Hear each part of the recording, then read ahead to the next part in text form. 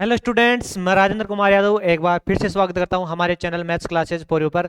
जैसा कि आपको पता है कि हम मॉडल पेपर कवर कर रहे हैं और मॉडल पेपर में भी 4 मॉडल पेपर हमने कवर कर लिए हैं। 5वां मॉडल पेपर हमने स्टार्ट कर दिया था और उसमें भी 13 क्वेश्चन तक कंप्लीट कर दिया था। 14 का भी एक पार्ट कर दिया था, ये रह रहा था, ठीक ना। तो आज यहाँ तक आज यहाँ से स्टार्ट करेंगे। साथ ही मैंने हर मॉडल पेपर की प्लेलिस्ट है ना अलग अलग बना दी है। आप चैनल पर टैप करो, वहाँ पर हर मॉडल पेपर की प्लेलिस्ट अलग अलग है, तो आप उनको सभी को जाके चेकआउट कीजिएगा। साथ ही मैं आपसे एक रिक्वेस्ट और करना चाहूंगा कि आप अगर वीडियो पर आते हो ना तो वीडियो को लास्ट तक जरूर बने रहिएगा, क्योंकि कई क्वेश्चन ऐसे हैं जो इस मॉडल पेपर में हैं लेकिन आपकी बुक में नहीं है। और यहाँ पर भी आज कुछ देखने को मिलेगा जिनको हम कवर करेंगे, आपकी बुक में नहीं है लेकिन यहाँ पर है। साथ ही वीडियो को स्टार्ट करने से पहले आप वीडियो को लाइक कर दीजिएगा, चैनल को सब्सक्राइब कर दीजिएगा और एक प्यारा सा कमेंट भी कर दीजिएगा, ठीक। दूसरी चीज, आपको कॉपी में कैसे लिखना है वो भी मैं आपको बता देना चाहता हूँ कि जैसे आपके पास क्वेश्चन नंबर 1 है, ठीक है ना। उसके कितने पार्ट हैं? 18 पार्ट हैं। तो ये 18 पार्ट एक ही जगह होने चाहिए। दूसरी चीज, फिर क्वेश्चन नंबर 2 है। क्वेश्चन नंबर 2 में आपके पास 6 पार्ट हैं, वो भी एक जगह होने चाहिए। क्वेश्चन नंबर 3 है, उसमें आपके पास 12 पार्ट हैं, वो भी एक साथ होने चाहिए। ये अलग अलग नहीं होने चाहिए। उसके बाद में अगर मान लो आप कोई भी क्वेश्चन आगे पीछे कर सकते हो तो वो तो कर सकते हो, लेकिन पार्ट एक जगह होने चाहिए आपके।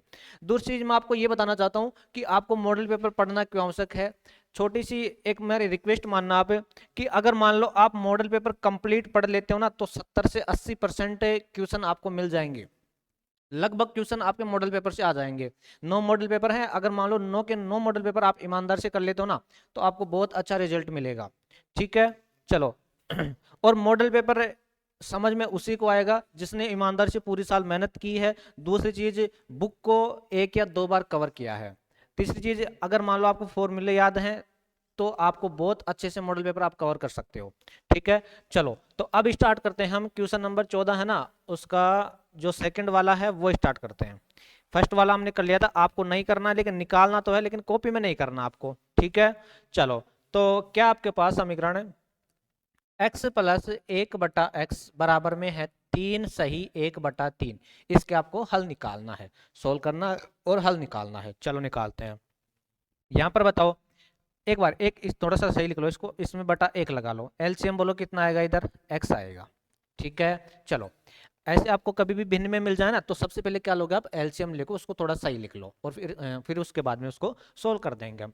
इसमें कितनी बार जाएगा, x बार। x को x से साथ गुणा किया तो x² हो जाएगा, प्लस x से x कैंसिल, कितना बचा, ओनली आपके पास 1 बचा, बराबर 3 3 9 और 9 और 1 कितना हो गया, 10 है। जब छोटी क्लासों में नहीं देखते थे ऐसे आपके पास होता था 4 सही 1/5। इसको कैसे लिखते थे, 4×5 = 20 और इसको जोड़ते थे तो 21/5 हो जाता था, है ना, ऐसे। तो ऐसे इसको सोल्व करना आपको। 3 3 9 और 1 कितना हो गया आपके पास, 10/3, ठीक है। चलो अब क्या करें हम, इनको वज्र गुणा कर दो। ये x² प्लस 1 3 से गुणा होगा, 3 से x² प्लस 1 गुणा होगा, बराबर 10 किसके साथ होगा, x के साथ गुणा होगा, 10x से। देखो आपको मॉडल पेपर करना बहुत जरूरी है, ये मेरा मैं आपसे फिर बोल रहा हूँ। दूसरी चीज मैं आपको एक बात और बताता हूँ, आपके मॉडल पेपर में ऐसे कई क्वेश्चन हैं जो आपकी बुक में नहीं है और वो क्वेश्चन आ जाते हैं। तो इसीलिए मैं आपको बार बार ये बात बोल रहा हूँ कि आप वीडियो को लास्ट तक जरूर देखा करें, साथ ही लाइक भी कर देगा और कमेंट भी कर देगा। चैनल पर नए हो तो चैनल को सब्सक्राइब जरूर कर लीजिएगा, ठीक है। आपके मॉडल पेपर होने के बाद में chapter wise most important question और लेके आऊंगा आपके लिए। भाई प्रश्नावली 1 के ये इंपोर्टेंट क्वेश्चन है, प्रश्नावली 2 के ये इंपोर्टेंट क्वेश्चन है, वो भी मैं आपके लिए लेके आऊंगा। दूसरी चीज, मैंने हर मॉडल पेपर की प्लेलिस्ट अलग अलग बना दी है, तो वहां पर आप जाके विजिट कर लीजिएगा ठीक है। अब देखो आगे, 3 को x² के साथ गुणा करेंगे तो क्या हो जाएगा आपके पास, 3x²। 3 को 1 के साथ गुणा करेंगे तो कितना हो जाएगा, 3, बराबर में कितना आपके पास, 10x। अब सबको एक साइड कर लेते हैं अब क्या कर लेते हैं, सबको एक साइड कर लेते हैं। चलो कर लीजिएगा, हाँ जी। तो क्या हो जाएगा, ये 3x² प्लस, सॉरी, ये प्लस का है ना, इधर आएगा तो किसका हो जाएगा, माइनस में 10x और प्लस में कौन आपके पास, 3। अब सब एक साइड हो गया तो उधर कितना रह गया आपके पास, 0। अब ये द्विघात समीकरण बन गया, अब इसको सोल्व करना हमारे को, ठीक है। a का मान बोलो कितना है जी, a का मान है 3 और b का मान बोलो जी कितना है, जो x के साथ है तो x के साथ कितना, -10 है। और c का मान बोलो जी कितना है, c का मान हमारे पास 3। ये हमने abc निकाल दिया, abc निकाल दिया ना, ठीक है। अब इसको सोल्व कर देते हैं हाँ, गुणा करने पर चाहिए आपको कितना, 9 और जोड़ने घटाने पर कितना चाहिए आपके पास, माइनस का था। तो ऐसे दो संख्याएं ढूंढो कि जिनको गुणा करे ना तो आपके पास 9 हो जाए, और जिनको जोड़े या घटाए ना तो आपके पास -10 हो जाए। तो बताओ कितना होगा। तो 3x² माइनस का ही तो 9x और माइनस का ही x। अब इनको जोड़ेंगे तो 10x हो जाएगा, गुणा करेंगे तो 9 हो जाएगा, ठीक है। और प्लस में कितना आपके पास 3, बराबर में क्या आपके पास 0। अब यहां से देखो सेम क्या है इन दोनों में, एक तो 3 भी है दोनों जगह और x भी है दोनों जगह, तो कॉमन क्या आ जाएगा आपके पास, 3 और x दोनों कॉमन आ जाएगा। 3x हमारे पास कॉमन आ जाएगा, ठीक है। अच्छा यहाँ से 3 भी निकल गया, x भी निकल गया, ओनली कितना बचा आपके पास, x बचा माइनस। यहाँ से 3 निकल गया तो 9 था, तो 9 को हम क्या लिख सकते हैं, 3 × 3, तो 3 तो निकल गया। अब कितना बचा हमारे पास, 3 बचा, यहाँ पर x निकल ही गया था, ठीक है। माइनस, अब एक चीज का ध्यान रखना, अगर मान लो यहाँ से माइनस कॉमन ले रहे हैं ना, अगर मान लो यहाँ पर माइनस है और माइनस हमने लिख दिया तो दोनों के चिन्ह बदल जाएंगे, ठीक है। अच्छा अब इन दोनों में से कुछ कॉमन दिख रहा है आपको, सेम, कुछ भी नहीं है, कुछ भी नहीं है तो कितना आ जाता है, 1 आ जाता है। तो -1 हमने क्या ले लिया, कॉमन। अच्छा माइनस कॉमन लिया था तो चिन्ह बदल जाएंगे दोनों को, ये माइनस का है तो किसका हो जाएगा, प्लस का, और ये प्लस का है तो किसका हो जाएगा, माइनस का। बराबर में क्या आपके पास 0। अब x-3 यहाँ पर भी है, x-3 यहाँ पर भी है, लिख दो इसको, x-3। अब बताओ कितना रह गया आपके पास, 3x और माइनस में 1, बराबर में क्या आपके पास 0। भाई यहाँ से x-3 निकला तो यहाँ पर तो कितना बचा था हमारे पास, 3x। यहाँ पर से निकाला था, यहाँ पर क्या बचा था हमारे पास, -1, बराबर में क्या आपके पास 0, ठीक है। अब x का मान निकाल देते हैं हम, बराबर 0 कर देंगे।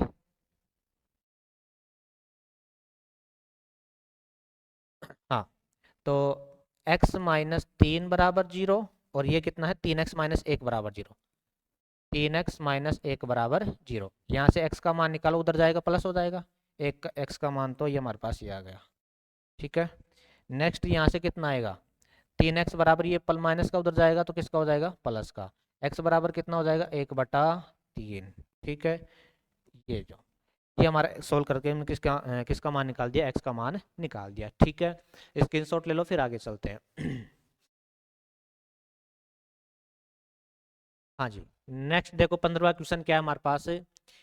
यदि बिंदु A 6,1 है, बिंदु B है, बिंदु C है और बिंदु D है, समांतर चतुर्भुज के शीर्ष इसी क्रम में है तो P का मान ज्ञात कीजिए।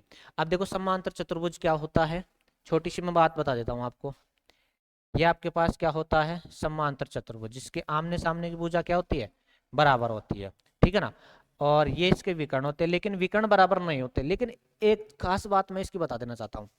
अच्छा जो इस AC का मध्य बिंदु होगा ना, AC का मध्य बिंदु वही इस DB का मध्य बिंदु होगा। समांतर चतुर्भुज की ये खास बात है, जो AC का मध्य बिंदु होगा सेम वही किसका होगा, इस BD का मध्य बिंदु होगा, दोनों का सेम ही मध्य बिंदु होगा, ठीक है। चलो तो एक बार मैं इसको डायग्राम बना के लिखता हूं इनको। आपके पास 4 बिंदु है, 4 बिंदु कौन कौन से हैं देख लो एक बार। हाँ जी, ए बिंदु है 6,1, ये आपके पास 6,1 है। उसके बाद में बी बिंदु है 8,2, बी बिंदु के आपके पास 8,2। फिर सी बिंदु आपके पास 9,4, सी बिंदु है 9,4। और डी बिंदु आपके पास है P,3। समांतर चतुर्भुज के शीर्ष है तो P का मान ज्ञात कीजिए। अब मैंने आपको अभी एक बात बताई कि जो AC का मध्य बिंदु हो ना वही इस BD का मध्य बिंदु, दोनों का सेम ही है मध्य बिंदु, ठीक है ना। तो हम एक काम करते हैं भाई, AC का मध्य बिंदु निकालते हैं, ठीक है, और BD का मध्य बिंदु निकालते हैं, और दोनों को क्या कर देंगे, बराबर। भाई एक ही चीज है तो बराबर कर सकते हैं हम, ठीक है ना। तो वहां से हमारे को क्या मान मिल जाएगा, P का मान मिल जाएगा। तो एक बार मैं लिखता हूं, AC का मध्य बिंदु, मध्य बिंदु, AC का मध्य बिंदु। चलो x बराबर, ये रहा आपके पास x1 और ये रहा y1, ये रहा आपके पास x2 और ये रहा आपके पास y2। अब मध्य बिंदु का निर्देशांक आपको पता है ही, ठीक है। x बराबर होगा x1 + x2/2, और y बराबर क्या होता है, y बराबर होगा आपके पास y1 + y2/2, ठीक है। तो x बराबर, x1 का मान बोलो कितना है, 6, x1 का मान कितना हमारे पास है 6, प्लस x2 का मान कितना है हमारे पास 9, और बटे में कितना 2। तो x का मान आ गया हमारे पास कितना, 15/2, ठीक है। x का मान आ गया हमारे पास। चलो ऐसे ही किसका निकालेंगे हम, y का। तो y बराबर देखो क्या होगा, y1 कितना है 1, प्लस y2 कितना है हमारे पास, y2 हमारे पास 4, तो y2 का मान भी रख दो 4 बटे में कितना हमारे पास 2, तो y निकल गया हमारे पास 5/2। अभी ये किसका मान आया, अभी तो AC का ही आया हमारे पास, ओनली AC का मध्य बिंदु आया है। इसके बाद में हम किसका निकालेंगे, BD का मध्य बिंदु निकालेंगे, ठीक है। और दोनों को फिर क्या कर देंगे, बराबर कर देंगे, भाई दोनों एक ही चीज तो है, इसलिए दोनों को क्या कर देंगे, हम बराबर कर देंगे। देखो कई बार क्या होता है, कई क्वेश्चन एक बार में आपको समझ में नहीं आते, तो एक बार आप बैक करके रिपीट करके देख लिया करो, बिल्कुल अच्छे से समझ में आ जाएगा, ठीक है। चलो, हाँ जी, अभी तो हमने AC का मध्य बिंदु निकाला है, अब किसका निकालेंगे हम मध्य बिंदु, BD का मध्य बिंदु निकालेंगे। इसको थोड़ा सा मैं साइड में कर देता हूँ।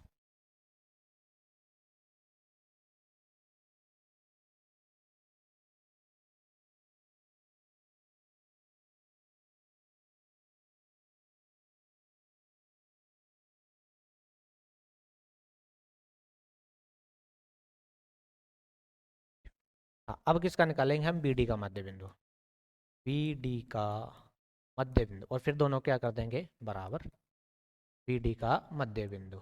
चलो जी निकालो, तो वही x बराबर, अब की बार देखो BD में, ये आपके पास क्या हो जाएगा, x1 y1, ये आपके पास क्या हो जाएगा, x2 y2, ठीक है। x बराबर, तो x1 प्लस x2, डायरेक्ट लिख दूं मैं, x1 का मान कितना है 8 बटे x2 कितना है मेरे पास p, और बटे में कितना 2, ये तो क्या आ गया, x का मान आ गया।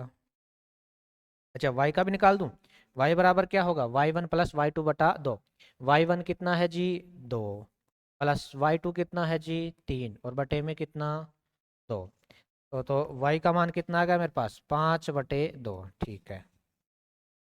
ये मैंने क्या निकाल दिया, ये मैंने दोनों के मध्य बिंदु निकाल दिए, किस किस का, AC का और BD का।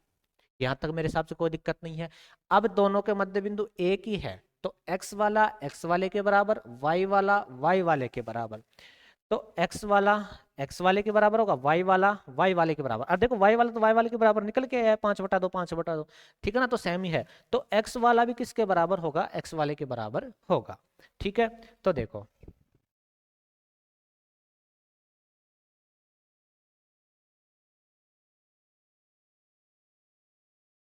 नेक्स्ट सोल्व करते हैं इसको हम, x वाला को x वाले के बराबर करो, तो 15/2 किसके बराबर हो जाएगा, 15/2 बराबर इसके बराबर हो जाएगा 8p प्लस में बटा में 2, ये कैंसिल हो गया 2 से 2, 15 बराबर क्या बचा आपके पास 8 प्लस में p, तो p बराबर देखो 15 माइनस 8, तो p का मान बोलो 15 में से 8 गए तो कितना बचा हमारे पास है 7, ठीक है, ये p का मान निकल के आ गया। हमने क्या किया भाई, दोनों का मध्य बिंदु निकाला, x वाला को x वाले के बराबर कर दिया, बराबर क्यों किया, क्योंकि दोनों का मध्य बिंदु एक ही होता है, ठीक है। चलो मैं आगे नेक्स्ट देखो हाँ, इसका स्क्रीनशॉट ले लो फिर आगे चलते हैं। चलो हटा देता हूं मैं इसको।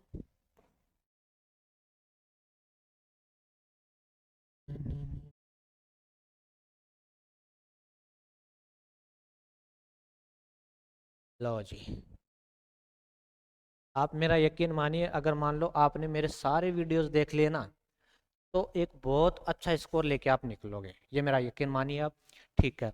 अब देखो इसमें क्या है, आपको एक ही करना है, मैं बता रहा हूँ, आपके पास कोई बिंदु है, ये वृत्त के शीर्ष है, ये आपको बताना है, तो मैं एक बार चारों चीजें बता देता हूँ आपके पास। सबसे पहले होता है आयत और समांतर चतुर्भुज। अब देखो ये दोनों में खास बात मैं बता देता हूँ कि आयत कब बनेगा, समांतर चतुर्भुज कब बनेगा। आयत में देखो आमने सामने की भुजा बराबर होती है A B C और D, ठीक है। आमने सामने की भुजा मतलब AB किसके बराबर होगा, BC इसके, CD के, AB किसके बराबर होगा, CD के, एंड ये BC है, ये BC किसके बराबर होगा, AD के। आमने सामने की भुजा बराबर होगी। दूसरी बात, विकर्ण भी बराबर होते हैं, AC बराबर क्या होता है, BD होता है, AC बराबर क्या होता है, BD होता है, ये तीन चीज आयत में ध्यान रखना।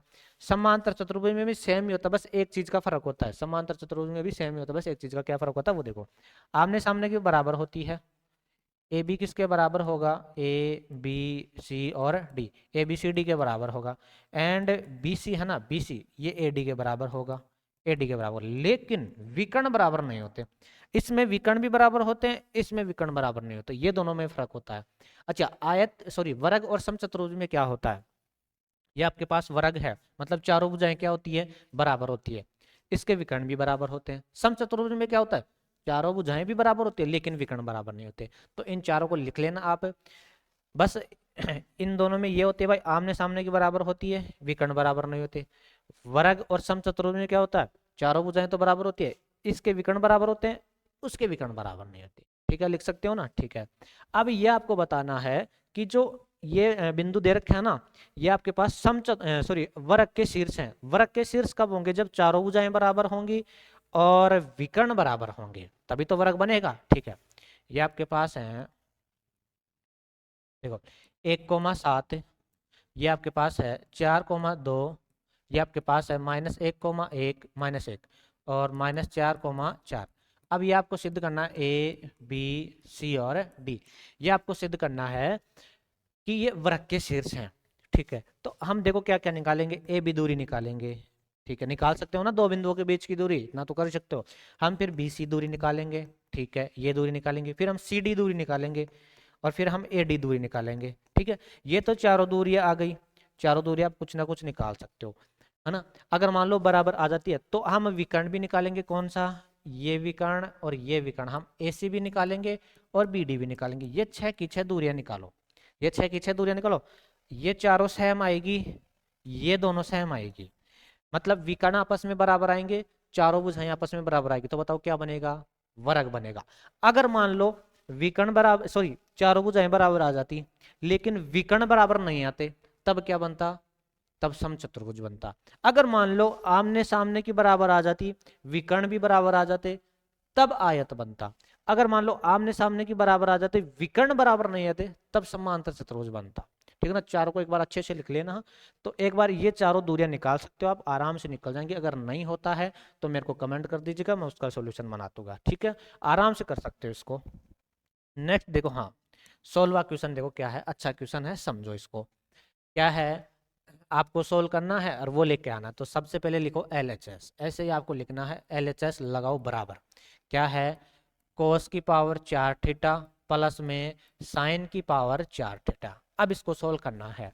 मेरे को एक चीज बताओ, मैं इसको ऐसे लिख सकता हूँ, कोस स्क्वायर थीटा का भी क्या होल स्क्वायर लिख सकता हूँ ना। ठीक है, प्लस में साइन स्क्वायर थीटा का भी क्या लिख सकता हूँ मैं, होल स्क्वायर लिख सकता हूँ। अभी भी तो 4 4 ही है पावर। अब देखो एक छोटा सा काम मैं कर देता हूँ। क्या, जैसे मान लो मेरे पास क्या ये है कि इधर 4 है प्लस में x है, बराबर इधर भी आपके पास 2 है और प्लस में, हाँ चलो 2 है। अब एक बात सुनो, मैं इधर भी 2 जोड़ सकता हूँ और इधर भी क्या कर सकता हूँ, 2 जोड़ सकता हूँ। अल्लो वापस कट गए, तो वही तो है। अगर मान लो मैं एक काम कर लूँ कि मेरे पास ऐसे है x प्लस 4 है, मैं एक काम करता हूँ कि मैं +2 कर देता हूँ, -2 आलो कट के वही रह गया। तो मैं कोई भी चीज में प्लस माइनस कर सकता हूँ ना। तो मैं यहाँ पर एक छोटा सा काम करूंगा, करने के बाद में आपको थोड़ा बहुत समझ में आएगा। ठीक है ना, करने के बाद में आपको समझ में आ जाएगा भाई हमने क्यों किया है ये काम। मैं एक काम करता हूँ, वो देखो क्या करता हूँ, मैं इसको ऐसे कैसे लिख देता हूँ, कोस स्क्वायर थीटा, इसका भी क्या है square, plus sine square theta, इसका भी क्या है स्क्वायर, प्लस देखो मैं एक काम करता हूँ, 2 साइन स्क्वायर कोस स्क्वायर जोड़ देता हूँ और 2 साइन स्क्वायर कोस स्क्वायर घटा देता हूँ। तो कोस square theta sine square theta जोड़ दिया और 2 ही घटा देता हूँ, माइनस में 2 कोस square theta sine square theta. ये मैंने एक काम कर दिया भाई, 2 जोड़ दिया, अरे कट के यही तो बच गया। अब देखो इसको करने से हमारे पास क्या बना, इसको करने से हमारे पास ये बना, इसको एक बार देखो, a² plus b² plus 2ab, दिख रहा है कुछ, a² + b² प्लस 2ab। ए की जगह क्या है कोस स्क्वायर है, बी की जगह क्या है साइन स्क्वायर है, और ये आपके पास है। तो ये आपके पास क्या बना रहे, a² + b² प्लस 2ab क्या होता है, a प्लस बी का होल स्क्वायर होता है। ठीक है, तो ए की जगह तो क्या है, ए की जगह तो है मेरे पास cos square theta, plus b की जगह बोलो क्या है, बी की जगह है साइन स्क्वायर थीटा, इसका क्या है होल स्क्वायर।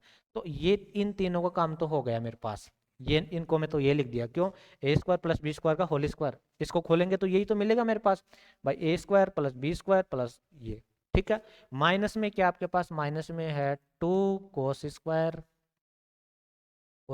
थीटा और sine square theta. Cos square plus sine square कितना होता है, 1, एक का स्क्वायर माइनस में क्या आपके पास 2 कोस square theta sine square theta.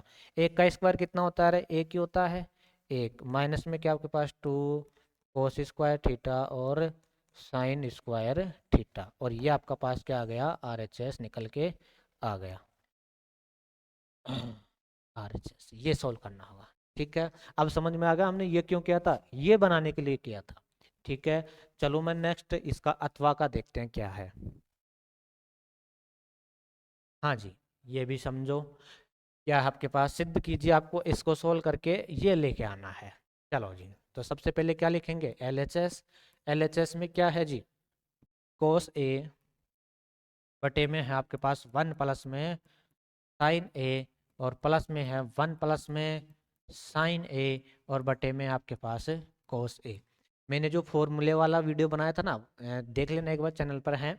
उसमें आपको एक चीज़ बताई थी 8.3 के बारे में। क्या बताया था कि सबसे पहले अगर मान लो कोई स्क्वायर वाला है तो सरसमिका लगाओ, जैसे 3 सरसमिका है, sine square plus cos square, 1 plus ten square और 1 प्लस सेक कोट स्क्वायर, ये 3 ही तो है, उनमें से लगाओ। अगर मान लो वो नहीं है, फिर साइन कोस में बदलो, फिर एलसीएम लो, फिर कोई ए प्लस बी ए माइनस बी कुछ भी लग रहा है वो लगाओ।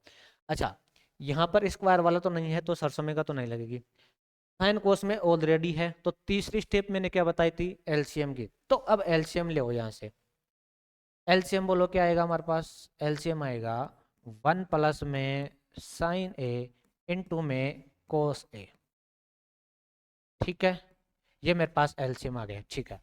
1 प्लस साइन ए से 1 प्लस साइन ए कैंसिल, क्या बचा आपके पास, कोस ए से गुणा होगा तो क्या होगा बताओ, कोस स्क्वायर ए प्लस कोस ए से कोस ए कैंसिल, 1 प्लस साइन ए बचा, 1 प्लस साइन ए 1 प्लस साइन ए से ही गुणा होगा, तो 1 प्लस साइन ए का क्या बन जाएगा हमारे पास, होल स्क्वायर, ठीक है। चलो एक काम करता हूँ मैं, कोस स्क्वायर तो ऐसा का ऐसा है, इसका होल स्क्वायर खोल दे, खोल दो, तो एक का स्क्वायर तो एक प्लस बी स्क्वायर मतलब साइन स्क्वायर ए प्लस 2ab, तो 2a की जगह है एक और b की जगह है साइन ए, होल स्क्वायर तो खोलना आता ही है ना आपको, ठीक है। नीचे आपके पास 1 प्लस साइन ए और इनटू में है आपके पास कोस ए। चलो हाँ जी, एक चीज बताओ, sine square plus cos square कितना होता है जी, एक होता है, मैंने बताया ना स्क्वायर आता है तो सरसों में का ठोक दो उसमें, तो sine square plus cos square ये कितना हो जाएगा, एक प्लस एक ये है ही, एक ये रहा, प्लस ये कितना है, दो को एक से, दो साइन ए है, दो साइन ए बराबर मत लगा, भूल मत जाना। नीचे आपके पास 1 प्लस साइन ए और कोस है, नीचे है 1 प्लस साइन ए और इनटू में है कोस ए। अच्छा, एक और एक कितना हो गया, दो, प्लस में कितना आपके पास, दो साइन ए, दो साइन ए, बटे में आपके पास 1 प्लस साइन ए और इनटू में है आपके पास कोस ए। अब देखो यहाँ पर ये काम मत कर देना भाई, दो और दो चार कर दो, नहीं, अरे ये तो साइन के साथ है, ये अकेला अचर है तो ये थोड़ी जुड़ सकता है, ये नहीं जुड़ सकता। अच्छा, एक काम हो सकता है भाई, दो कॉमन आ सकता है दोनों जगह से, तो दो कॉमन ले लो, तो हमने क्या ले लिया, दो कॉमन ले लिया, तो क्या बना आपके पास, दो निकल गया तो एक बचा, प्लस यहाँ से दो निकल गया तो क्या बचा आपके पास, साइन ए, और बटे में क्या आपके पास 1 प्लस में साइन ए, और इनटू में क्या आपके पास, इनटू में है हमारे पास कोस ए, ठीक है। चलो 1 प्लस साइन ए से 1 प्लस साइन ए क्या हो गया, कैंसिल, क्या बचा आपके पास, दो बटे में कोस ए, तो देखो दो तो ऐसा कैसा, एक बटा कोस क्या होता है, सेक ही तो होता है, एक बटा क्या होता है, कोस क्या होता है, सेक होता है, तो यही आपको क्या करना था, प्रूव करना था। तो ये क्या निकल के आ गया आपके पास, RHS। हमने देखो क्या किया इस क्वेश्चन में, सबसे पहले मैंने आपको स्टेप लिखा रखी है, सूत्र वाला वीडियो देख लीजिएगा, नहीं देखा है तो वहाँ से भी आपको बहुत बड़ी हेल्प होगी, ठीक है। अच्छा, यहाँ से 1 प्लस साइन है, एलसीएम लिया, उसके बाद में ये होल स्क्वायर खोल दिया, sine square plus cos square एक हो गया, दो कॉमन ले लिया, कट गया, और ये आपके पास आंसर है, ठीक है। चलो मैं आगे नेक्स्ट देखो क्या है हमारे पास, 17वां क्वेश्चन। इनका क्या निकालना है, माध्यक निकालना है। माध्यक देखो, माध्यक में CF निकालना पड़ता है, ठीक है जी, ये आपका वर्ग अंतराल हो जाएगा, और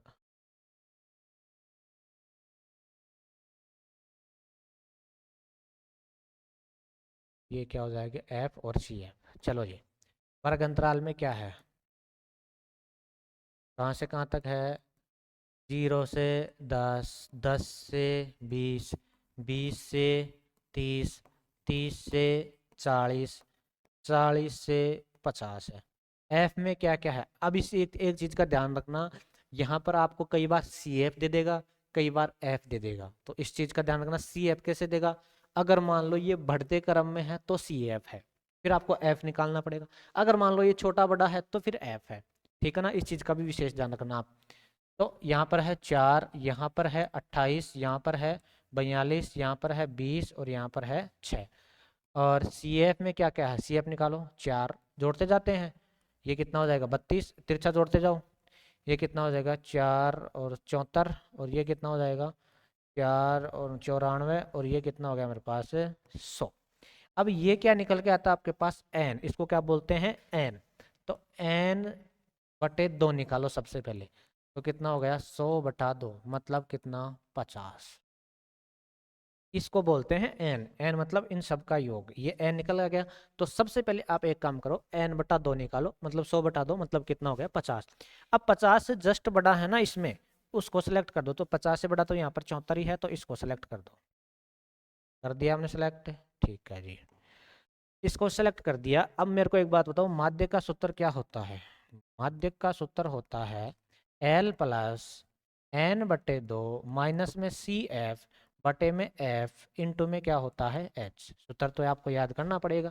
अब L क्या होता है, जो नीचे वाली जो छोटा होता है ना, जो वर्ग अंतराल में छोटा, उसको बोलते हैं L। L का मान है जी 20, ठीक है। n/2 का हमने निकाल ही लिया 50, सी एफ। अब इस चीज का ध्यान रखना, विशेष ध्यान रखने बात यहाँ पे ये है कि सी एफ ना ये नहीं होता है, इसके जस्ट ऊपर वाला होता है। सी एफ निकालते समय ध्यान रखना। तो सी एफ का मान बोलो कितना है, सी एफ का मान हमारे पास 32, इस चीज का आप ध्यान रखना। एफ, एफ कितना है जी 42, एफ है हमारे पास कितना 42। एच, एच मतलब इनमें अंतर कितना था है, एच 10 10 है, तो एच का मान कितना आ गया हमारे पास 10। अब बस इसके अंदर रखना है और सोल्व करना है। कैलकुलेशन तो आप कर ही सकते हो ना, जितनी कैलकुलेशन आप खुद करोगे उतना फास्ट करोगे आप। अब एक चीज और मैं आपको बता दूं कि कई बार क्या होगा कि आपको क्वेश्चन तो सारे आ रहे हैं लेकिन आपके पास टाइम नहीं मिला। वो टाइम क्यों नहीं मिला, क्योंकि आपके पास कैलकुलेशन की स्पीड ही कम है। तो इसलिए मैं बार बार बोल रहा हूँ कि कैलकुलेशन आप खुद कीजिए। अरे जोड़ बाकी गुणा भाग ही तो है इसमें, और तो क्या है। तो आप खुद करना सीखिए इन चीजों को, जितना फास्ट करोगे उतना आपके पास टाइम बचेगा, उतना आप अच्छा पेपर करोगे, ठीक है। चलो, तो कैलकुलेशन आप एक बार खुद को कोशिश करना, और इसका कमेंट आंसर मेरे को कमेंट में जरूर देना, भाई सर इसका आंसर ये आया था, ठीक है। मैं देखूंगा, सबका रिप्लाई मिलेगा आपको। चलो, इसका कमेंट में आंसर जरूर देना। चलो जी, ये भी क्या है आपके पास, क्या निकालना है, इनका भी क्या निकालना है, माध्यक निकालना है। वही सेम बनेगा। अरे कर सकते हो ना इसको तो। एफ, चलो एफ यहीं पे निकाल दो, मैं सी एफ यहीं पे निकाल देता हूँ। सी एफ मैं यहीं पे निकाल देता हूँ।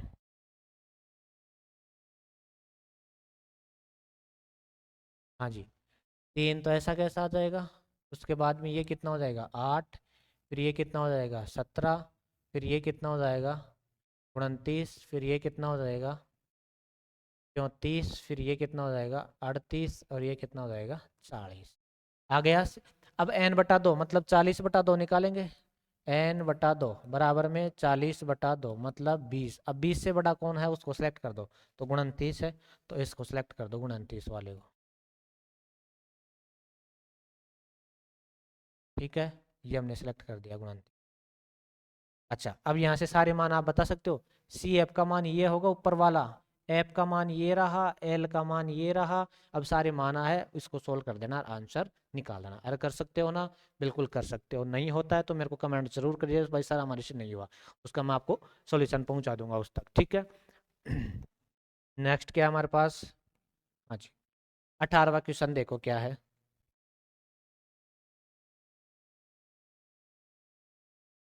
18वां क्वेश्चन क्या है हमारे पास, एक बार आवाज देखना, आवाज सही आ रही है क्या, इसमें आवाज सही है।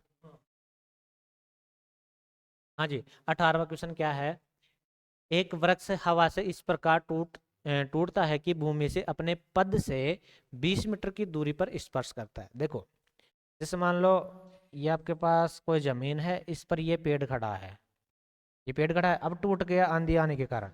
ठीक है, अब क्या हो गया, वो टूट गया।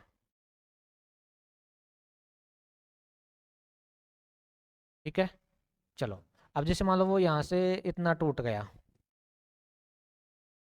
और नीचे गिर गया, इधर आके गिर गया। ठीक है, पहले यहाँ पर ऐसे खड़ा था और अब क्या हो गया, वो नीचे आके गिर गया। ठीक है, हाँ तो भूमि के साथ 45 डिग्री का कोण बना रहा है। कोण कितना बना रहा है वो, 45 डिग्री बना रहा है। टूटने से पूर्व वृक्ष की ऊंचाई ज्ञात कीजिए। तो देखो ये भी यहाँ से लेकर यहाँ तक थी ऊंचाई, तो वो टूट के इधर आके गिर गई। इसको मान लेते हैं हम H1 और इसको मान लेते हैं हम H2। तो बताओ पेड़ की टोटल ऊंचाई कितनी हो जाएगी, H1 प्लस H2, यही तो होगी भाई। ऐसे पूरा खड़ा था, अब वो इधर आके गिर गया, तो पेड़ की ऊंचाई क्या हो जाएगी हमारे पास, पेड़ की ऊंचाई, पेड़ की ऊंचाई बोलो कितनी हो जाएगी हमारे पास, H1 प्लस H2।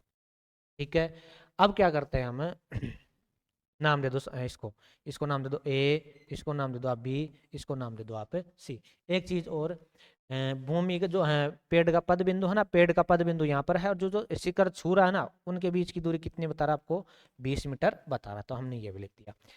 अब देखो समझने की बात यहाँ से लागू होती है क्या, एक बार मैं लंब और आधार ले रहा हूँ भाई, ये दोनों काम में आ रहे हैं। ठीक है, एक बार मैं कर्ण और आधार काम में ले आऊंगा भाई, ये दोनों काम में आ रहे हैं। तो इनमें टेन लगेगा, साइन लगेगा, वो समझो एक बार कैसे लिखेगा। आपके पास क्या होता है, लाल बटा का होता है। ठीक है, यहाँ पर होता है साइन। अगर मान लो लंब और कर्ण काम में आ रहे हैं तो साइन लगाऊंगा, लंब और आधार काम में आ रहा है तो टेन लगाऊंगा। ठीक है, तो एक बार मैं समकोण त्रिभुज एबीसी में, समकोण त्रिभुज ए बी सी में, समकोण त्रिभुज ए बी सी में लंब और आधार काम में आ रहा है तो टेन लगेगा लाल बटा कक्का से, तो टेन थीटा, टेन थीटा होता है लंब बटे आधार। टेन थीटा का मान बोलो देख के बताओ कितना है, 45 डिग्री। लंब का मान बोलो जी कितना है, H1 बटे आधार कितना है जी हमारे पास 20। टेन 45 का मान कितना होता है, एक होता है, बराबर में क्या होता है H1 बटे में 20, वज्र गुणा कर दो इनको, तो H1 निकल के आएगा मेरे पास कितना 20। लेकिन आपको H1 ही थोड़ी चाहिए, आपको तो पूरे पेड़ की ऊंचाई चाहिए, तो पूरे पेड़ की H1 प्लस H2 भी चाहिए। H2 और निकाल लेते हैं, फिर दोनों को क्या कर देंगे हम जोड़ देंगे। अब की बार समकोण त्रिभुज एबीसी में ये कर्ण और आधार, तो लाल बटा कक्का से देखो LAL के कर्ण और आधार किस में आ रहे हैं, कोस में आ रहे हैं, तो अब की बार क्या लगाएंगे हम, कोस लगाएंगे। तो समकोण त्रिभुज ए बी सी में कोस थीटा लगेगा अब की बार। कोस भाई यहाँ पर कोस ही तो होता है, कोस होता है आधार बटे कर्ण। तो कोस थीटा का मान बोलो कितना है, 45 डिग्री। आधार का मान कितना है 20, कर्ण का मान कितना हमारे पास H2। कोस 45 का मान कितना होता है, 1/√2, सारणी से देखना, 20 और बटे में क्या आपके पास H2, वज्र गुणा कर दो इनको। तो H2 का मान देखो, एक से गुणा होगा H2 कितना हो जाएगा, 20/√2 कर दिया हमने। लेकिन आपको H2 थोड़ी चाहिए, आपको H1 प्लस H2 चाहिए। तो पेड़ की ऊंचाई बताओ क्या निकल के आएगी, पेड़ की ऊंचाई बताओ क्या निकल के आएगी, H1 प्लस H2। H1 का मान कितना निकल के आया था 20, और H2 का 20/2, 20 प्लस में 20/2, 20 कॉमन आ जाएगा। ठीक है, तो क्या रह जाएगा, 1 प्लस में √2, ये आपके पास आंसर ये भी हो सकता है। ठीक है, तो ये हमारा लास्ट आंसर निकल के आ गया। चलो मैं आगे इसका नेक्स्ट देखो क्या है। हाँ नेक्स्ट बहुत अच्छा क्वेश्चन है, समझने लायक क्वेश्चन है, मिटा दूं मैं इसको। देखो जो लास्ट तक बना रहेगा एक बहुत अच्छा स्कोर लेके जाएगा, और अगर जो बीच में छोड़ गया उसकी मैं कोई गारंटी नहीं लेता, फिर उसकी बल्ले बल्ले हो जाएगी। हाँ ठीक है ना।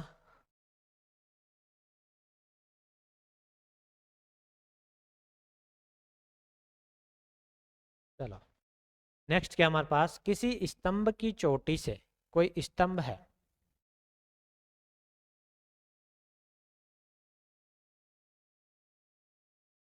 ठीक है, ये कोई स्तंभ खड़ा है, इसकी चोटी से एक बिंदु से 15 डिग्री पर है। जैसे मान लो ये इसकी चोटी है और ये कोई बिंदु है, यहाँ पर कोण कितना बता रहा है वो 15 डिग्री, तो बना दो हमारे 15 डिग्री। ठीक है, उसके बाद बढ़ो, स्तंभ की ओर 100 मीटर चलने पर, जैसे मान लो मैं यहाँ से स्टार्ट कर दिया और 100 मीटर यहाँ तक आ गया, कितनी दूरी चलकर आ गया, 100 मीटर दूरी चलकर आ गया, 49 कोण कितना हो जाता है 30 डिग्री। अब कोण कितना बन रहा है 30 डिग्री। अब कोण कितना बन रहा है 30 डिग्री। इसको थोड़ा सा बड़ा बना ले क्या, तो इसको एक बार डिलीट करते हैं।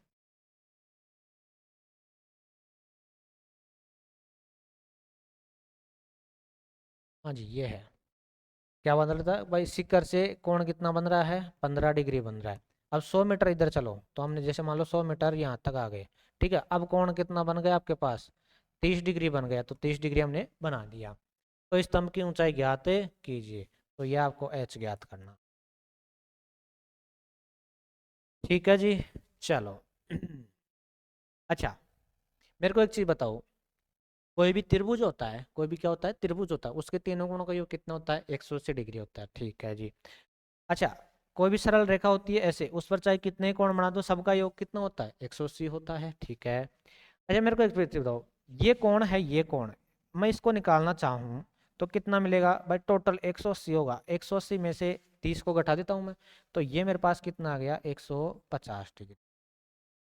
150 डिग्री आ गया। ठीक है, अब ये त्रिभुज देखो, ये इसमें देखो 15 150 टोटल कितना होता है 180 होता है, कितना होता है 180 होता है। तो 150 प्लस 15, तो 180 करने के लिए ये भी कितना बच गया हमारे पास भाई, तीनों कोणों का योग कितना होना चाहिए, इसको मैं चलो x मान लेता हूँ, तीनों कोणों का योग कितना होना चाहिए 180 होना चाहिए। तो x कितना निकल गया मेरे पास, ये कितना हो गया 165, 165 तो जाएगा तो 15 डिग्री निकल के आ जाएगा। ये भी कितना निकल के आ जाएगा मेरे पास 15 डिग्री। भाई त्रिभुज के तीनों कोणों का योग कितना होता है 180 होता है। उसमें से हमने सबसे पहले तो ये निकाला, ये कैसे निकाला भाई, सरल रेखा पर 180 होता है, तो 30 को माइनस कर दिया 150 निकला गया।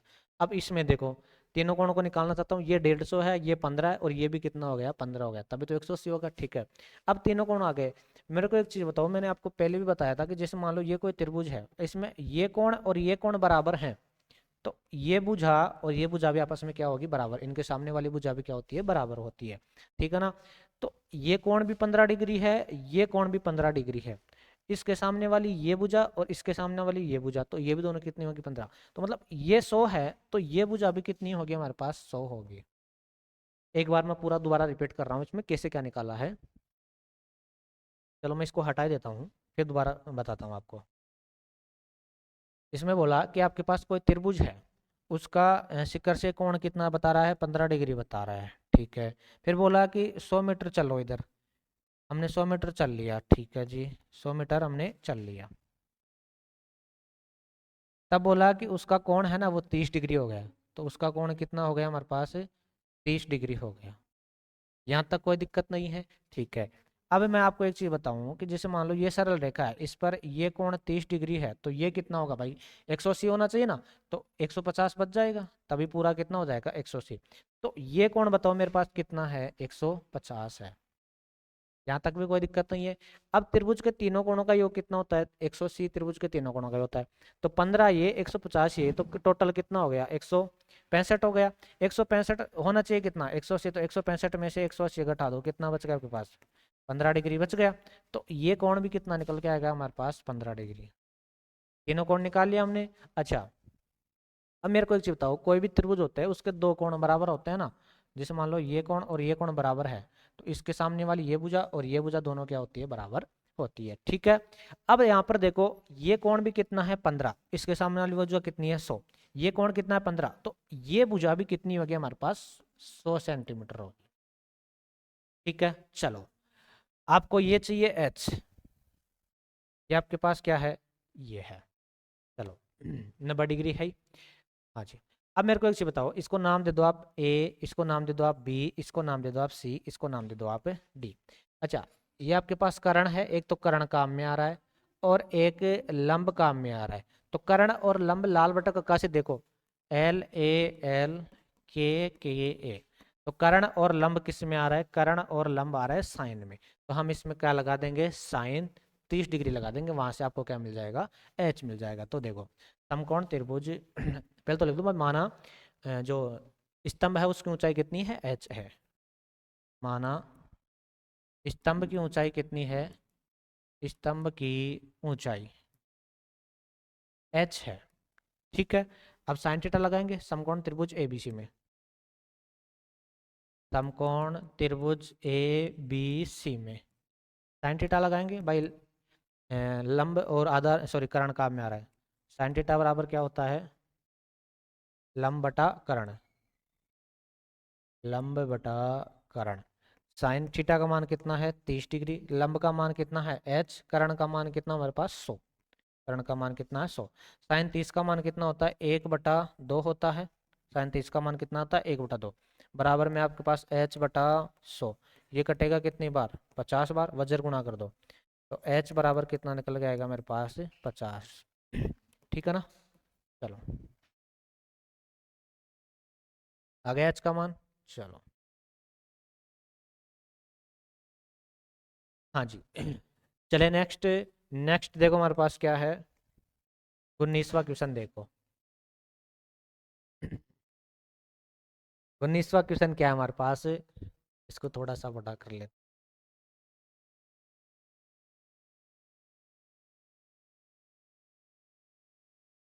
हाँ जी 19वां क्वेश्चन क्या था हमारे पास,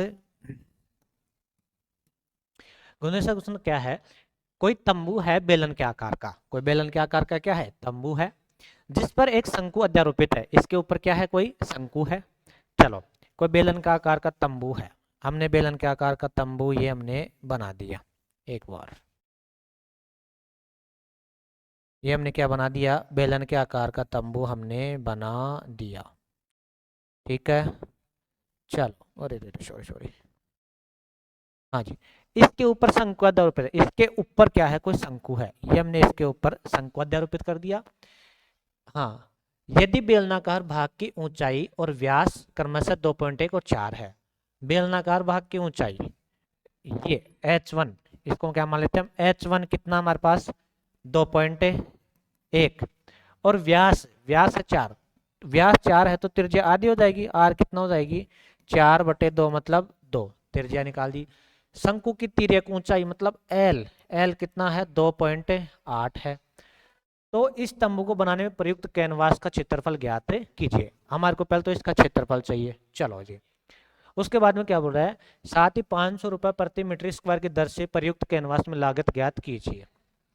अच्छा एक बार तो इसका क्षेत्रफल निकालना और फिर वो ऐसे बोल रहा है कि 1 मीटर के 500 रुपए लगेंगे, एक बार क्षेत्रफल निकालेंगे, 2 मीटर हो गया तो 1000 रुपए, 3 मीटर हो गया तो 1500 रुपए। तो एक बार हम इसका जो भी क्षेत्रफल निकालते हैं उसको किससे गुणा कर देंगे, फिर 500 से गुणा कर देंगे, ठीक है जी। तो कैनवास का क्षेत्रफल देखो कैसे निकालेंगे, जो जी काम में आ रहा है उसी को लिख देंगे हम, कैनवास का क्षेत्रफल, बताओ क्या निकल के आएगा, एक तो बेलन का क्षेत्रफल, बेलन का वक्र, बेलन का वक्र प्लस में शंकु का वक्र, शंकु का वक्र, ठीक है। चलो जी हाँ जी बेलन का वक्र क्या होता है 2πr/h, h1 है, प्लस शंकु का वक्र क्या होता है πr/l। चलो जी पाई और आर दोनों में है, कॉमन आ जाएगा, पाई आर तो हम क्या ले लेंगे कॉमन, यहाँ पर रहेगा 2 और यहाँ पर क्या रहेगा h, प्लस में यहाँ पर क्या रहेगा l, इसको h ही मान लो, h1 की भी जरूरत नहीं है, ठीक है h ही कर दो सही, ठीक है। चलो हाँ जी अब इसके अंदर मान रख दे, पाई का मान कितना लेना है 22/7 रख दो, आर का मान बोलो जी कितना है, आर का मान हमारे पास 2 है, इंटू 2 इंटू h1 का मान बोलो जी कितना है 2.1 है, 2.1 प्लस l कितना है 2.8, अब इसके अंदर रख देते हैं तो 22/7 तो ये 44 हो जाएगा, या फिर चलो एक बार छोड़ो, हाँ 22 को 2 से गुणा करेंगे तो कितना हो जाएगा 44 बटे में कितना 7 इंटू ये देखो कितना होगा 2.1 को 2 से गुणा करेंगे तो 4.2 प्लस में कितना आपके पास 2.8 है, ठीक है। दोनों को जोड़ देंगे कितना हो जाएगा ये हमारे पास,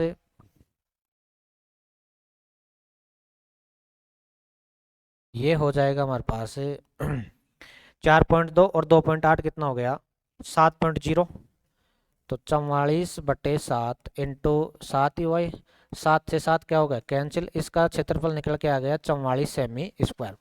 अब वो क्या बोल रहा है कि जो 1 मीटर स्क्वायर ना उसका कितना रुपये लग रहा है, 500 रुपये लग रहा है। तो टोटल लागत बताओ कितनी होगी, कुल लागत 44 से गुणा कर देंगे, यहाँ पर मीटर स्क्वायर है, कुल लागत बोलो कितनी हो जाएगी, 44 से गुणा कर देंगे, तो 44 इंटू 500, ठीक है। तो टोटल कितनी होगी, 0 0 5 के 20, 2 5 के 20 और 2 22,000 रुपये। ठीक है जी, ऐसे निकालना है। चलो नेक्स्ट देखो इसमें क्या है।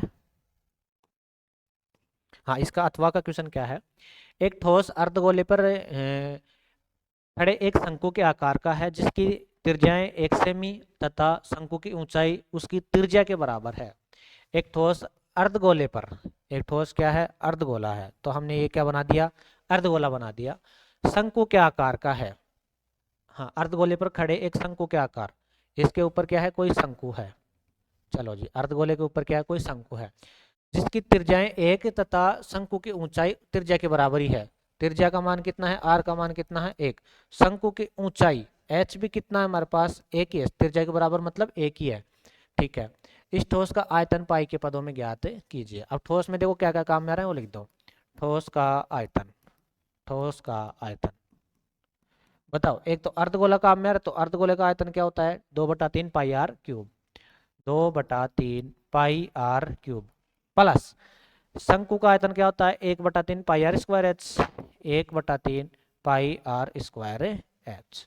ठीक है जी, बताओ कॉमन क्या आ जाएगा, 1/3 भी आ जाएगा भाई, 1/3 यहाँ पर भी है, 1/3 यहाँ पर भी है, पाई यहाँ पर भी है, पाई यहाँ पर भी है, आर स्क्वायर यहाँ पर है और आर क्यूब है, तो आर स्क्वायर कॉमन आ जाएगा, आर स्क्वायर कॉमन आ गया। यहाँ पर तो क्या रह गया, आर प्लस 2 भी तो बचा ना, 2 भी बचा यहाँ पर, 2r प्लस यहाँ पर कितना बचा हमारे पास, h, ये हमारे पास बच गया। ठीक है, तो 1/3 पाई के पदों में निकाल दो, पाई रहने दो, r का मान कितना है, r का मान है 1, तो 1 का स्क्वायर, 2 इंटू 1 और h भी कितना हमारे पास 1 ही है। ठीक है, तो देखो क्या आएगा, 1/3 पाई, मतलब पाई बटा 3 ही हो गए, 1 से गुणा होगा तो 1 पाई, पाई बटा 3। ठीक है, 2 और 1 कितना हो गया, 3 इंटू में कितना, 3, 3 से 3 कैंसिल, क्या आंसर आ गया आपके पास, पाई सेमी क्यूब। ठीक है, ये आपका आंसर है, बिल्कुल आसान था। 2/3 पाई आर क्यूब होता है, 1/3 पाई आर स्क्वायर एच होता है, 3 यहाँ पर भी है, 3 यहाँ पर भी नीचे, तो 1/3 भी कॉमन आएगा, पाई यहाँ पर भी है, पाई तो पाई भी कॉमन आएगा, आर क्यूब यहाँ पर स्क्वायर, तो स्क्वायर ही तो कॉमन आ सकता है, आर स्क्वायर। अच्छा, यहाँ पर तो ऊपर 2 बचा और यहाँ पर आर बचा, यहाँ पर एच बचा, अब मान रख दिया, सोल्व कर दिया, तो ये 19वां क्वेश्चन कंप्लीट होगा। 20वां क्वेश्चन देखो क्या है हमारे पास। 20वां क्वेश्चन है, एक पौधे की 75 पत्तियों की लंबाई निकटतम मिलीमीटरों में मापी गई है, प्राप्त आंकड़ों का आपको क्या निकालना है, बहुलक निकालना है। तो बहुलक के लिए बताओ सबसे बड़ा कौन सा है, 22, ये सिलेक्ट हो जाएगा। ठीक है ना, ये सिलेक्ट हो गया, तो ये आपके पास F0, ये F1 और ये क्या हो जाएगा आपके पास F2। बहुलक का सूत्र क्या होता है, बहुलक का सूत्र होता है L प्लस F1 माइनस में F0 बटे में 2F1 माइनस में F0 माइनस में F2 और इनटू में क्या होता है H। अब बस इसके अंदर वैल्यू रखनी है। L का मान कितना है, 31, L का मान कितना है, 31। ठीक है, उसके बाद में H, अंतर कितना कितना है, अंतर हमारे पास 8 8 का, H का मान कितना है 8, और सारी वैल्यू आ गई, बस इसके अंदर रख देना है और इसको सोल्व कर देना है। ठीक है, कर सकते हो ना इसको, चलो करके दिखाना एक बार। नेक्स्ट क्वेश्चन क्या है हमारे पास, हाँ ये समझो, ये मैं बता देता हूँ। यदि निम्नलिखित बारंबारता का माध्य कितना है, 7.5 है, तो पी का मान ज्ञात कीजिए। चलो, तो सबसे पहले एक्स दे रखा है, उसके बाद में एफ दे रखा है, हम क्या निकाल देंगे, एफ एक्स निकाल देंगे, हम क्या निकाल देंगे, एफ एक्स निकाल देंगे इसकी। ठीक है, एक्स हमारे पास 3 5 7 9 11 और 13। एफ में क्या क्या है, एफ में है 6 8 15 और पी और 8 और 4। अब एफ एक्स निकालते हैं, एफ एक्स दोनों गुणा करो, 18, 5 को 8 से गुणा 40, 15 7 105 और ये कितना हो जाएगा 9p और 11 8 कितना हो गया 88 और 13 चौक कितना हो जाएगा 52। ठीक है, ये हमने एफ एक्स निकाल दिया। अब मेरे को इस बार माध्य बराबर क्या होता है, माध्य बराबर होता है हमारे पास सिग्मा एफ आई एक्स आई और बटे में क्या होता है सिग्मा एफ आई। ये हमारे पास क्या होता है माध्य बराबर होता है। तो एक बार इन सबको जोड़ लेते हैं, इन सबको जोड़ लेते हैं, उसमें रख देते हैं। इन सबको जोड़ो कितना हो जाएगा 8 13, 13 और 8 कितना हो गया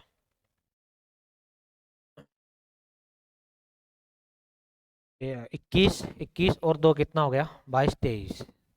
हासिल की कितनी 2, 2 और एक 3 4 7, 7 और 8 15, 8 7 15, 15 और 5 कितना हो गया 20 की शून्य हासिल की कितनी 2, 2 और एक 3, 303 हो गया। प्लस में कौन रहेगा 9p अलग से रहेगा, 9p को क्या रहेगा अलग से, भाई ये थोड़ी जुड़ सकता है इनमें बटा। इन सबको जोड़ो 14 और 15 29, 29 और 8 कितना हो गया 29 और 37 हो गया, 37 38 39 40 41। एक बार दोबारा जोड़ लेते हैं इनको 6 और 8 14, 14 और 15 29, 29 और 8 37, 37 और 4 कितना हो गया 41। प्लस में कौन रहेगा p, 41 प्लस में कौन रहेगा हमारे पास p। ये इनको जोड़ दिया। अच्छा माध्य का मान दे कितना रखा हमारे को 7.5, तो बराबर में कौन आएगा हमारे पास 7.5 बटा में कौन 1। ठीक है अब क्या करते हैं हम वज्र गुणा कर लेते हैं इनको। ठीक है इनको थोड़ा सा इधर कर देता हूँ मैं।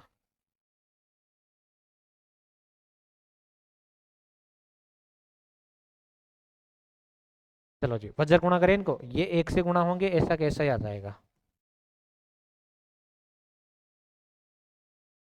तो 303 प्लस में 9p बराबर ये 41 प्लस 7.5 से गुणा करेंगे 7.5 इंटू 41 प्लस में p। तो 303 प्लस में 9p बराबर 7.5 को 41 से गुणा करते हैं 7.5 को किससे 41 से 5 7 0 3, 5 7 0 3 कितने अंक बाद में 1 पॉइंट, तो 1 पॉइंट। तो ये हो जाएगा हमारे पास 307.5 प्लस में इस पी से भी गुणा होगा तो 7.5 पी। ठीक है पी वाले को एक साइड कर लेते हैं, संख्या को एक साइड कर लेते हैं। चलो उसको उधर ले जाओ इसको इधर ले आओ। तो 9p माइनस में ये प्लस का इधर आएगा तो 7.5p बराबर 307.5, ये प्लस का उधर जाएगा माइनस का 303। ठीक है यहाँ पर कितना बचेगा हमारे पास 1.5p। ठीक है बराबर इधर कितना बचा हमारे पास 4.5, तो p बराबर आएगा हमारे पास 4.5 बटे में कितना 1.5, पॉइंट से पॉइंट कैंसिल, p बराबर आया 15 एकम 15, 15 3 45, p का मान कितना आ गया हमारे पास 3 आ गया। ठीक है हमने क्या किया हमने सबसे पहले fx निकाला। ठीक है उसके बाद में इन सबको जोड़ के कर दिया। अच्छा वज्र गुणा कर दिया और इसको सोल्व कर दिया। ये हमारा कौन सा हो गया मॉडल पेपर 5 कंप्लीट हो गया। ठीक है ना मॉडल पेपर 5 हमने कंप्लीट कर दिया है। नेक्स्ट वीडियो में हम देखेंगे मॉडल पेपर 6। सभी मॉडल पेपर की प्लेलिस्ट मैंने अलग अलग बना दी है, उन सबके जाके आप चेकआउट कीजिएगा।